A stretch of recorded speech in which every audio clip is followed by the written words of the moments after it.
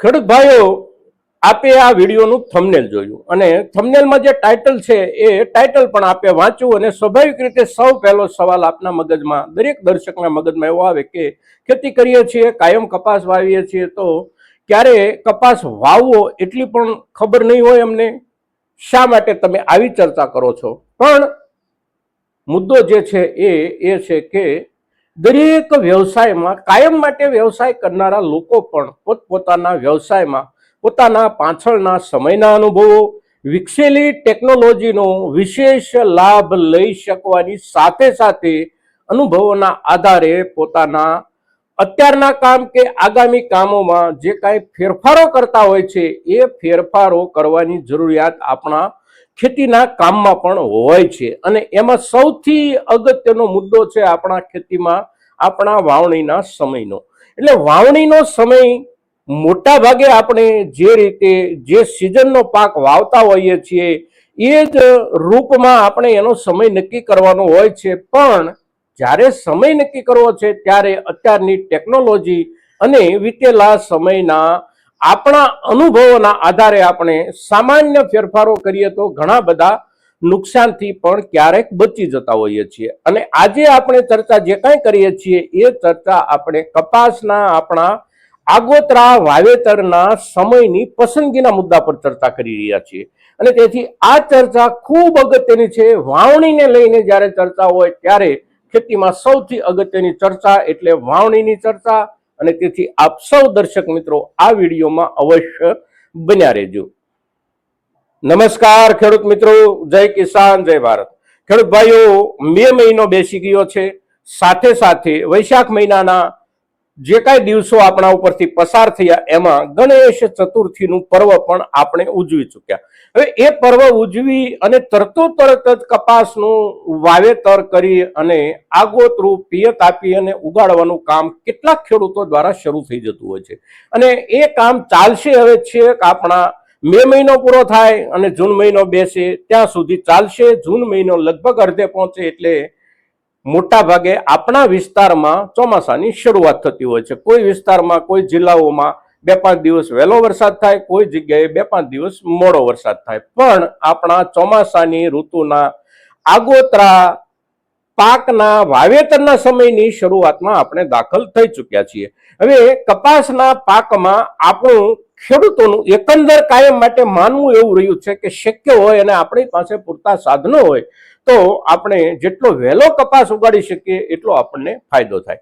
પણ આ પ્રકારે જે આપણે વિચારીએ છીએ એમાં ક્યારેક આપણે થોડું નવેસરથી વિચારવાની જરૂર હોય છે. ખાસ કરીને છેલ્લા 2 થી 3 વર્ષ દરમિયાન આપણે જે આપણો અનુભવ છે, આપણો બધાનો, દરેક ખેડૂતનો, એ અનુભવને આપણે જો એક વખત ચકાસી જઈએ તો વીતેલા વર્ષોમાં જે રીતે 9મો મહિનો, 10મો મહિનો, આ 2 મહિનાઓ દરમિયાન અતિવૃષ્ટિના મોટા જે હુમલાઓ આવ્યા એના કારણે આગોતરા કપાસના અને ખૂબ આગોતરા કપાસના જે કાંઈ વાવેતરો હતા આ વાવેતરમાં આપણને ફાયદો થવાને બદલે નુકસાન વધારે ગયું છે.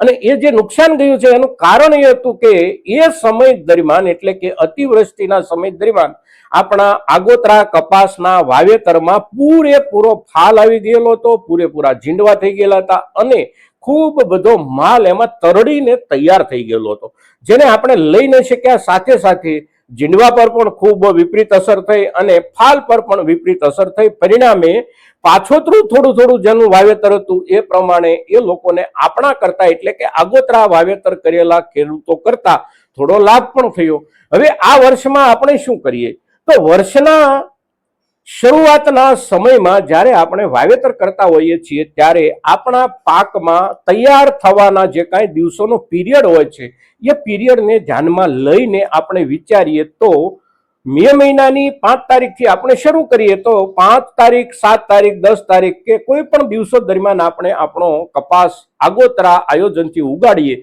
તો એમાં ફાલ ક્યારે આવે, ઝીંડવું ક્યારે તૈયાર થાય અને વીણી ક્યારે તૈયાર થાય, તો એનો જે સમયગાળો છે એ આપણે સૌ જાણીએ છીએ કે મોટા ભાગે આપણા કપાસમાં અને ખૂબ બધી જાતોમાં 45 થી 50 દિવસે છાપવું બેસવાની શરૂઆત થાય છે અને લગભગ મોટા ભાગે આપણે જોઈએ તો શરૂઆતના જે કોઈ આપણા છાપા બેસે છે એમાંથી તૈયાર થતા જીંડવા ખૂબ લાંબો સમય પણ લે છે, અને ખૂબ લાંબો સમય એ લે છે તો એમાંથી જ આપણને વધારેમાં વધારે માલ મળતો હોય છે, અને વધારેમાં વધારે સારી ગુણવત્તા પણ આપણને એમાંથી જ મળતી હોય છે.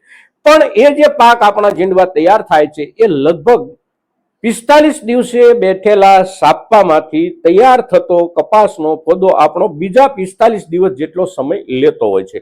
હવે એ જે સમય લે છે એટલે સરવાળે 90 થી 95 દિવસ આસપાસ આપણને પહેલી વખત વીણવાનો સમય આવતો હોય છે. તો સપ્ટેમ્બર મહિનામાં ચોમાસું મોટા ભાગે થોડું હળવું પડી જતું હોય છે. એની જગ્યાએ આ દિવસોમાં જો ચોમાસું ફરી વખત મોટા પાયે વરસાદની શરૂઆત તરફ જાય તો આપણા પાકેલા માલ પર ખૂબ મોટી અસર થતી હોય છે, અને એ અસર આપણે ગયા 2 થી 3 વર્ષ દરમિયાન આપણે જોઈ છે, અનુભવી છે મોટા ભાગના ખેડૂતોએ. પણ સેટેલાઇટ વિજ્ઞાનના હિસાબથી અત્યારે જે માહિતીઓ આપણને મળી રહી છે, અને એ માહિતીઓ આપણને આપણા મીડિયાઓ તરફથી પણ પૂરતા પ્રમાણમાં જ્યારે આપવામાં આવે છે ત્યારે સપ્ટેમ્બર મહિનામાં વરસાદની સ્થિતિ કેવી રહેશે, ઓક્ટોબર મહિનામાં વરસાદની સ્થિતિ કેવી રહેશે, આ વરસાદના વર્તારાનો જે કાંઈ અંદાજો અત્યારે રજૂ થઈ રહ્યા હોય એ અંદાજોના આધારે અત્યારે આપણે આપણા ખેતરમાં આગોતરા કપાસના વાવેતરનો નિર્ણય કરીશું તો એ સમયના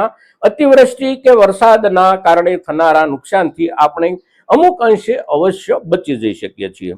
ગયા વર્ષમાં તો સંપૂર્ણપણે એવું જ જોવામાં આવ્યું કે જે ખેડૂતોએ આગોતરું વાવેતર નહોતું કર્યું અને ચોમાસાના વરસાદના વાવેતરથી જ જેમણે કપાસ ઉગાડ્યો હોય આવા ખેડૂતો આગોતરા વાવેતર કરેલા ખેડૂતો કરતા આગળ રહ્યા છે ઉત્પાદનમાં અને ક્વોલિટીમાં બંનેમાં. પણ ગયા વર્ષે થયું એવું જ આ વર્ષે થાય એવું પણ નથી, કારણ કે દર વર્ષે પરિસ્થિતિ જુદી જુદી હોય છે. પણ ઉગાડતા પહેલા અને ઉગાડવાનો સમય નક્કી કરતા પહેલા ચોમાસાના વરસાદના વર્તારાના જે કાંઈ અભ્યાસ આપણી સામે રજૂ થાય છે એના ઉપર આપણે એક નજર અવશ્ય નાખીએ.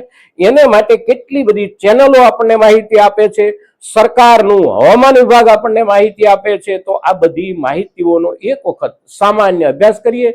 અભ્યાસ કર્યા પછી આપણે નિર્ણય લઈએ. ઘણી વખત એવું હોય કે જે કાંઈ માહિતીઓ આવતી હોય છે એ જનરલ રૂપમાં પણ આવતી હોય છે અને ખૂબ વિસ્તૃત વર્ગીત રૂપમાં પણ આવતી હોય છે.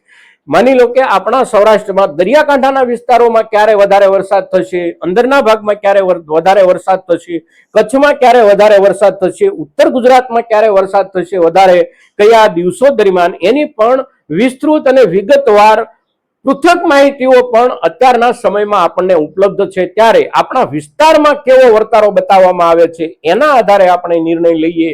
કપાસનું વાવેતર આપણા ચોમાસુ સિઝનના રોકડિયા પાકોમાં ગુજરાતમાં સૌથી પ્રથમ ક્રમનું વાવેતર છે. ખૂબ મોટા વિસ્તારમાં આપણે એનું વાવેતર કરીએ છીએ અને બહુ જાજા ખેડૂતો સંપૂર્ણપણે કપાસનું જ વાવેતર કરે છે. પોતાના ખેતરના એક પણ ખૂણામાં બીજું કોઈ વાવેતર નથી હોતું. એટલે કપાસ આપણા માટે બહુ અગત્યનો વાવેતરનો પાક છે, અને તેથી આવનારા ચોમાસામાં સિઝનના પીરિયડ દરમિયાન વરસાદ કે વાવાઝોડાની શક્યતાઓ ક્યારે છે, કેવી છે, કેટલી છે, એની વૈજ્ઞાનિક પદ્ધતિથી થતી આગાહીઓ પર આપણે એક નજર અવશ્ય નાખીએ, અને નજર નાખ્યા પછી આપણા વાવવાના દિવસથી લઈ અને માલ તૈયાર થવાના દિવસ સુધીના પીરિયડને ગણતરી કરી અને આપણે આગળ પાછળ 5 દિવસ 10 દિવસ વાવેતર કરીએ તો કેવા રૂપમાં આપણે એનાથી થતા નુકસાનથી બચી જઈ શકીએ એની ચર્ચા જ્યારે આપણે કરીએ છીએ ત્યારે આપણા મહત્તમ ખેડૂતો સુધી આ ચર્ચા પહોંચે એ ખૂબ જરૂરી છે, અને આપ સૌના તરફથી એને માટેના પ્રયાસો થશે એવી આપની પાસેથી અપેક્ષા સાથે જય કિસાન, જય ભારત.